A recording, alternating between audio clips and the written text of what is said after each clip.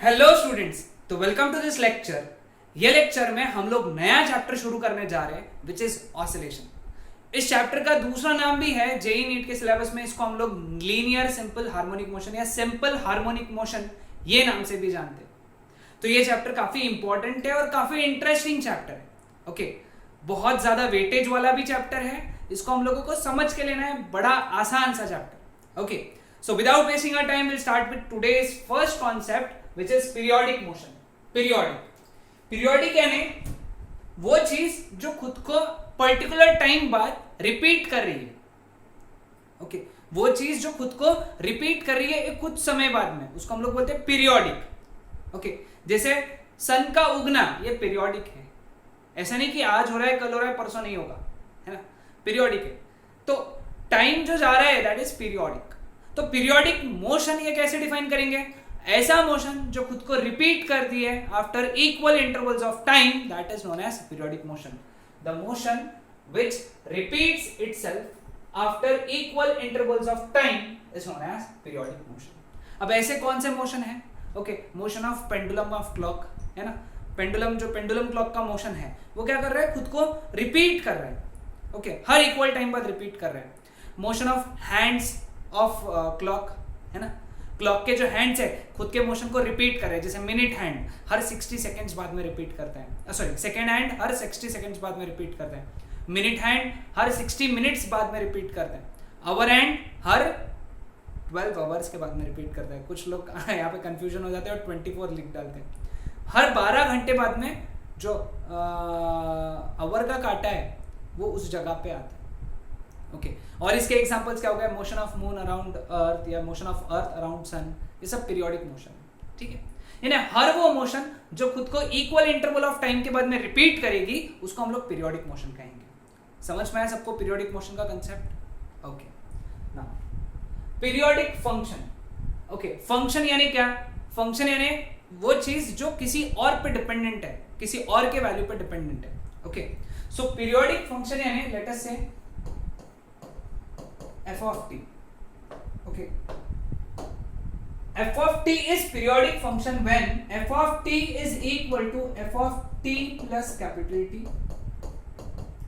that is equal to f of t plus twice capital T। यानी इसका मतलब क्या है कि कैपिटल T टाइम बाद इस फंक्शन का वैल्यू पहले जितना ही हो गया। कैपिटल T टाइम बाद उस फंक्शन का वैल्यू यानी स्मॉल t में कैपिटल T टाइम ऐड हो गया तो उसका वैल्यू उतना ही था जितना स्मॉल t पे था। समझ में आया क्या? ओके, इस स्मॉल t में कैपिटल T 2 बार ऐड हो गया फिर भी इस फंक्शन का वैल्यू उतना ही हो गया। तो इस कैपिटल T को हम लोग नाम दिए आज से, that is known as periodic time. क्या नाम दिया हम लोगों ने? Periodic time. Clear with this?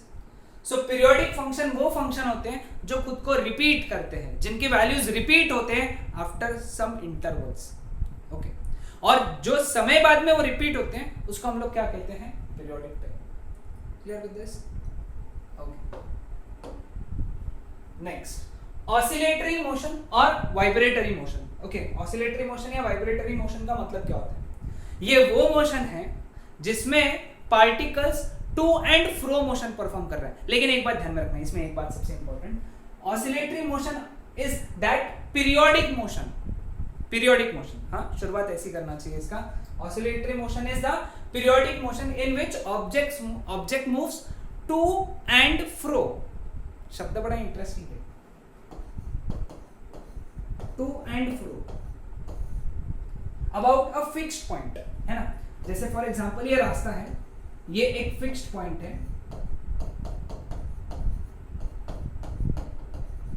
Particle क्या कर रहे हैं? यहां से यहां जा रहे हैं, फिर वापस यहां जा रहे हैं, फिर यहां जा रहे हैं, फिर यहां जा रहे हैं, फिर यहां जा रहे हैं, फिर यहां जा रहे हैं, यानी वो मोशन इस तरीके का परफॉर्म कर रहे हैं। एक फिक्स्ड पॉइंट के अबाउट वो मोशन परफॉर्म कर रहे हैं और ये फिक्स्ड पॉइंट को हम लोग कहते हैं मीन पोजीशन।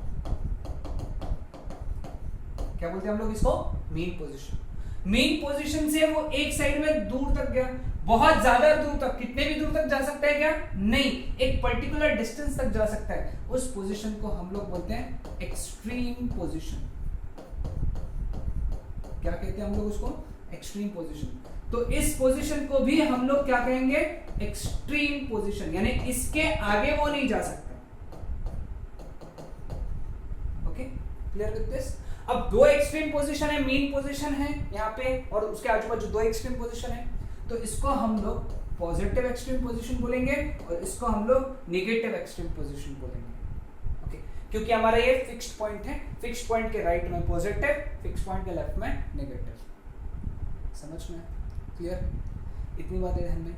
हाँ, अब इसी के बारे में और एक्स्ट्रा चीजें बता देता हूं कि फिक्स्ड पोजीशन से जो एक्सट्रीम पोजीशन तक का डिस्टेंस है, फिक्स्ड पोजीशन से जो एक्सट्रीम पोजीशन तक का डिस्टेंस है, हम लोग उसको क्या कहते हैं? हम लोग उसे कहते हैं amplitude, denoted by capital A. तो ये भी डिस्टेंस क्या हो गया? एम्पलीट्यूड हो गया।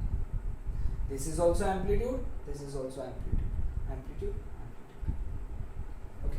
Amplitude is denoted by A. So the distance of extreme position from mean position, that is known as amplitude. Okay, clear with this? तो ये जो distance है twice a जो distance है, इसको हम लोग path length कहते हैं। क्या कहते हैं हम लोग इसको? path length। कितना आसान कंसेप्ट है ना, यहां तक कितना सिंपल चल रहा है ना, सभी को ध्यान में आ रहा है? ओके, तो चलो एक काम करते हैं, ये लिख के हम लोग ऑसिलेटरी मोशन को डिफाइन करते हैं। अभी तो तुमको क्लियर हो गया, पूरा फंडा क्लियर हो गया, बस उसको हम लोगों को एक प्रॉपर इंग्लिश के डेफिनेशन में लिखना बताना है। The periodic motion in which body moves to and fro about a fixed point और mean position, that is known as oscillatory motion और वाइब्रेटरी मोशन। ओके, हाँ, एक बात ध्यान में रखना, there are two types of oscillatory motion. पहला है लीनियर ऑसिलेटरी मोशन और दूसरा है एंगुलर ऑसिलेटरी मोशन, या लीनियर वाइब्रेटरी मोशन और दूसरा एंगुलर ऑसिलेटरी, फिर एंगुलर वाइब्रेटरी मोशन। यानी अगर एक स्ट्रेट लाइन पे अगर एक पार्टिकल मूव कर रहा है आजू बाजू, तो दैट इज लीनियर। एक कर्व पे अगर कर रहा है मूव, तो दैट इज एंगुलर। कर्व पे है तो एंगुलर, यानी बॉल को यहां से छोड़ दिया तो वो यहां से ऐसा जाएगा, यहां पहुंचेगा, फिर यहां से ऐसा जाएगा, यहां पहुंचेगा। ठीक है, समझ में है सबको? हाँ, तो ये बात ध्यान में रखना है किसके लिए? ऑसिलेटरी मोशन और वाइब्रेटरी मोशन के बारे में। डेफिनेशन इंपॉर्टेंट है, ठीक है ना। कॉन्सेप्ट ऑफ रिस्टोरिंग फोर्स सबसे ज्यादा इंपॉर्टेंट। अब यहां से चैप्टर बहुत हार्ड शुरू हो रहा है। हाँ, बहुत हार्ड इन द सेंस थोड़ा हार्ड, लेकिन बहुत सिंपल हो जाएगा। रिस्टोरिंग फोर्स का कंसेप्ट समझना है आपको। उसके लिए ना एक सिचुएशन देता हूं मैं, इसको समझ के लो, ठीक है। इसके ऊपर हम लोगों ने एक स्प्रिंग कंसिडर किया, ओके, और स्प्रिंग को हम लोगों ने एक मास अटैच किया, एम मास, ठीक है, समझ में? अब ये स्प्रिंग को ना ही तुमने स्ट्रेच किया है, ना ही कंप्रेस किया है, ना ही तुमने उसको खींचा है, ना ही उसको तुमने दबाया है। स्ट्रेच, कंप्रेस, अभी ऐसा कुछ भी नहीं किया, ठीक है। अभी क्या करोगे यहाँ पे, अभी हम लोग करने जा रहे हैं, ओके, ये मैंने ड्रॉ कर लिया। अब ये बना लेंगे हम लोग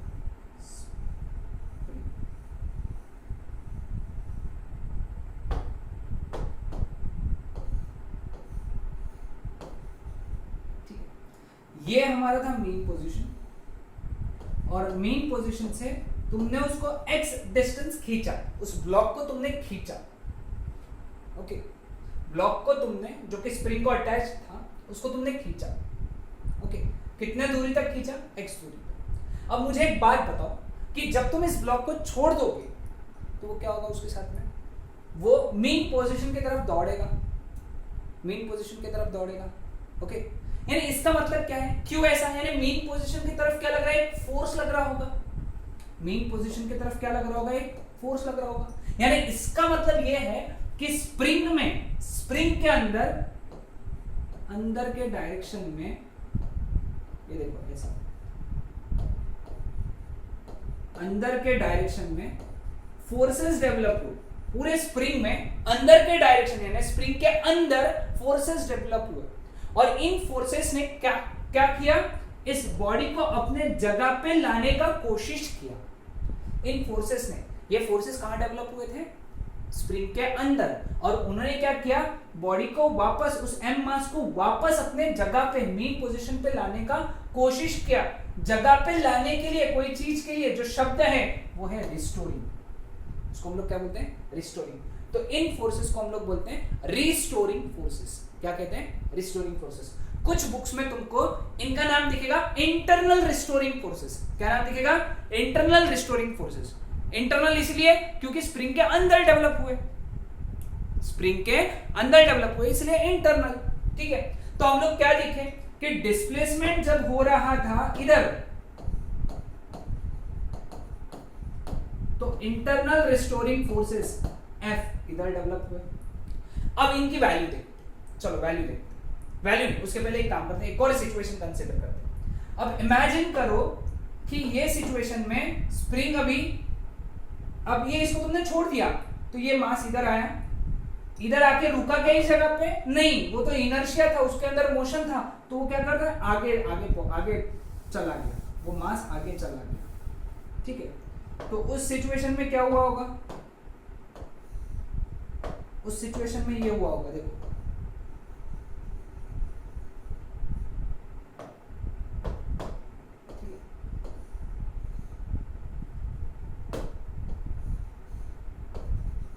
ठीक है, ये एम मास अंदर चला गया, तो अंदर जाने की वजह से वो स्प्रिंग जो है दब गया, कंप्रेस हो गया। अब देखो इसका डिस्प्लेसमेंट जो है वो इधर हुआ है, ठीक है, लेकिन स्प्रिंग के अंदर जो फोर्सेस हैं वो इधर डेवलप होंगे, वो उसको उधर ढकेलेंगे। ओके, यानी फोर्स का डायरेक्शन ये हो गया, कौन से फोर्स का, रिस्टोरिंग फोर्स का। तो दोनों सिचुएशन में हम लोगों ने क्या देखा कि दिस फोर्स इज, ये पहली बात, opposite to that of displacement. सबसे पहली बात, फोर्स जो है ये अपोजिट है डिस्प्लेसमेंट के।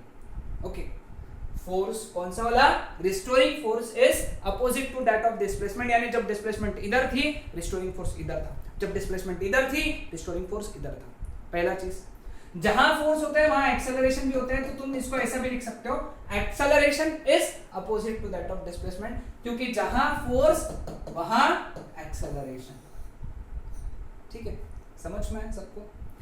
अब दूसरी इंपॉर्टेंट बात, दूसरी, क्योंकि ये दोनों बातें ध्यान में है तो अपन डेफिनेशन डिराइव करने वाले हैं नेक्स्ट। अभी जो डेफिनेशन है सॉरी वो अपन पढ़ेंगे, देखना तुमको ध्यान में आ जाएगा। अब देखो, हमको ये भी मालूम है कि जितना ताकत से मैं खींचूंगा इधर, इस मास को जितने ताकत से खींचूंगा उतने ज्यादा रिस्टोरिंग फोर्स डेवलप होंगे यहाँ पे, समझ लो। वो तुमने खेला होगा ना बचपन में, वो अपना क्या बोलते हैं, रबर वाला गेम। वो रबर को तुम जितने ताकत से ऐसा खींचोगे उतने ताकत से सामने वाले को लगेगी। वो गेम खेला है ना सबने, ऐसा रबर पकड़ के खींच के, है ना, बस वही चीज है।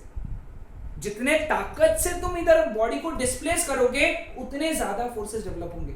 जितने ताकत से बॉडी स्प्रिंग को दबाएगी यानी ज्यादा डिस्प्लेसमेंट करेगी उतने रिस्टोरिंग फोर्स ज्यादा डेवलप होंगे। मतलब मैं यहां पे लिख सकता हूं कि force is directly proportional to the displacement। लेकिन ये डिस्प्लेसमेंट कहां से गिने जाने वाली है, यहां से, वहां से मतलब फ्रॉम मीन पोजीशन। कहां से बेटा, मीन पोजीशन से। ओके, तो यहां से हम लोग एक चीज सीख गए। अगर हम लोग इसको इक्वेशन वाइज लिखना चाहते हैं तो हम लोग इसको लिखेंगे F is directly proportional to minus x। F is directly proportional to minus x। और ये कैरेक्टरिस्टिक जिस मोशन की होती है, क्या, पहली बात force is opposite to that of displacement, और दूसरी बात force is directly proportional to displacement from mean position. ये दो बातें जिन मोशन में होती है, उस मोशन को हम लोगों ने नाम दिया लीनियर सिंपल हार्मोनिक मोशन। ठीक है, लीनियर मतलब स्ट्रेट लाइन पे, सिंपल यानी बहुत मोशन सिंपल है ना, बस इधर से उधर, इधर से उधर, इधर से उधर, उधर से इधर, दैट्स सिंपल। हार्मोनिक का मतलब मैं तुमको नेक्स्ट लेक्चर में समझाऊंगा, हार्मोनिक क्यों बोला उसको, अभी से ध्यान में रखना। Motion linear simple harmonic motion, तो तुमने आज से क्या दिमाग में रखा कि अगर तुमने ये तुम्हारे कान पे शब्द गिरे लीनियर सिंपल हार्मोनिक मोशन, तो उसी वक्त तुमने समझ लेना है कि भाई force is opposite to that of displacement and force is directly proportional to the displacement from mean position, F is directly proportional to -x, where F is nothing but restoring force. Okay, so how do you define linear simple harmonic motion now? Linear SHM, simple harmonic motion, is defined as linear periodic motion of a body in which force or acceleration is always directed towards the mean position and its magnitude is directly proportional to the displacement from the mean position. Okay, directed towards the mean position. देखो मुझे एक बात बताओ, जब displacement इधर था तो force इधर था, है ना, यहां मीन पोजीशन था। जब डिस्प्लेसमेंट इधर था तो मीन फोर्स इधर था, यानी दोनों वक्त फोर्स की डायरेक्शन किधर है, कहां पे, मीन पोजीशन की तरफ। So the direction of force is always directed towards mean position. Okay, clear with this, समझ में आया? ओके, तो चलो फिर आज के लास्ट टॉपिक की तरफ पढ़ते हैं, differential equation of linear SHM.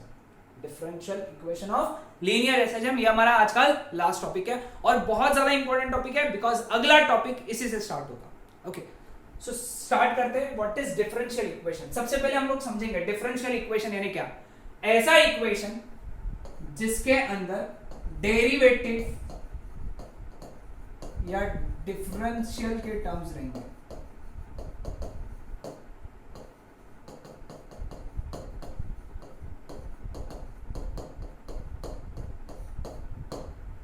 ऐसे मोशन को, ऐसे इक्वेशन को हम लोग डिफरेंशियल इक्वेशन कहेंगे।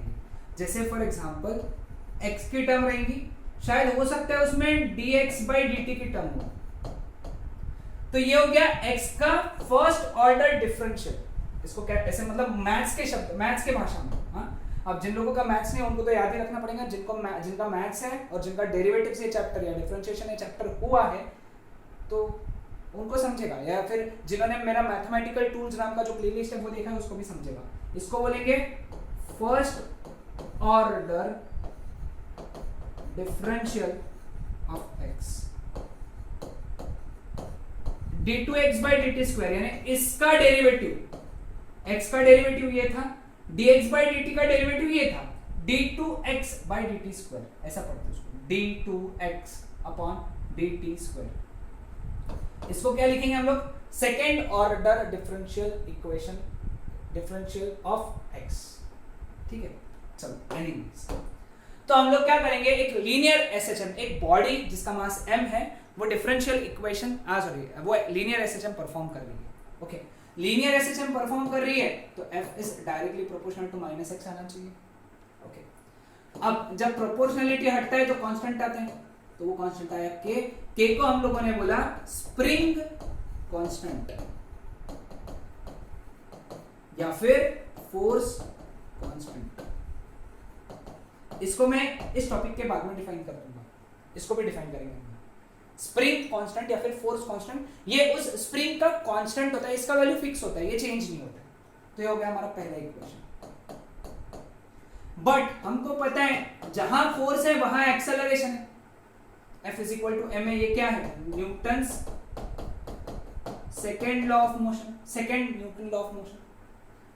सो from equation 1 and from equation 2, दोनों इक्वेशन से ma is equal to -kx, ये इधर आ गया, ma plus kx is equal to 0। But starting में मैंने पढ़ाया है एक्सेलरेशन इज एक्स का 2 बार डेरिवेटिव, एक्स का 1 बार डेरिवेटिव इज वेलोसिटी, एक्स का 2 बार डेरिवेटिव इज एक्सेलरेशन। ये वैल्यू डालेंगे यहाँ पे, तो therefore m d2x by dt square plus kx is equal to 0। m से डिवाइड कर लो अब इस इक्वेशन को, तो क्या मिलेगा d2x by dt square plus kx by m is equal to 0। अब देखो यहाँ पे ये टर्म तो कांस्टेंट है, k by m क्या है कांस्टेंट, तो देयरफॉर इस कांस्टेंट के बजाय हम लोग एक नया कांस्टेंट लिखेंगे और इसको डिराइव आगे करेंगे। वो कांस्टेंट क्या रहेगा, देखो d2x by dt square plus k by m की जगह लिखने वाले हम लोग omega square x is equal to 0। This is known as differential equation of linear SHM where omega square is equal to k by m और omega is equal to square root of k by m। अब omega क्या है, k को तो हमने नाम दे दिया spring constant या फोर्स कांस्टेंट, m को हम लोगों ने नाम दे दिया मास, नाम नहीं दिया मतलब m यानी क्या होता है मास, तो omega क्या होता है, omega is known as angular velocity या फिर एंगुलर फ्रीक्वेंसी भी बोलते हैं इसको हम लोग, एंगुलर वेलोसिटी या फिर एंगुलर फ्रीक्वेंसी। ये तो वही चीज है जो हम लोगों ने रोटेशनल डायनामिक्स में पढ़ा था, याद आ रहा है, रोटेशनल डायनामिक्स में भी यही चीज पढ़ा था। तो omega is equal to square root of k by m। Are we clear with this? ध्यान में है सबको? सो ये कंसेप्ट सभी को याद रखना है। तो अगर तुमको किसी ने रात में 12 बजे भी उठा के अगर पूछा कि भाई साहब बताओ डिफरेंशियल इक्वेशन क्या है लीनियर एसएचएम का, तो तुम्हारे मुंह से निकलना चाहिए d2x by dt square plus omega square x is equal to 0 where omega is equal to square root of k upon m। Okay, so ये था हमारा आज का टॉपिक k को। चलो k को एक बार डिफाइन कर देते हैं। k is force constant and it is given by magnitude of f by x। ये सीईटी पॉइंट्स के लिए लिख लो। k का जो यूनिट है, k का जो यूनिट है SI unit, okay, that is Newton पर मीटर, और CGS दैट इज डाइन पर सेंटीमीटर। स्प्रिंग कांस्टेंट का जो यूनिट है दैट इज न्यूटन पर मीटर या फिर डाइन पर सेंटीमीटर। हाँ, इसका डायमेंशन जो रहेगा, डायमेंशन वो तुम्हारा होमवर्क है, तुमको निकालना। और ये वही डायमेंशन आएंगे सीईटी के लिए, याद रखना के डायमेंशंस वही आएंगे जो सरफेस टेंशन के डायमेंशन, सरफेस टेंशन का जो डायमेंशन वही के का डायमेंशन, टी, कैपिटल टी, याद आ रहा होगा, मैकेनिकल प्रॉपर्टीज ऑफ फ्लूइड्स पढ़ा है हमने, ठीक है। तो आज के लेक्चर में हम लोगों ने लीनियर एसएचएम के बारे में पढ़ा, उसका डिफरेंशियल इक्वेशन पढ़ा। अब नेक्स्ट लेक्चर में हम लोग बात करेंगे इसी के ऊपर बहुत सारे कॉन्सेप्ट्स की, डिस्प्लेसमेंट, वेलोसिटी, एक्सेलरेशन, इनकी बात करेंगे, इनके इक्वेशंस की बात करेंगे। Okay, so that's it for today, bye bye.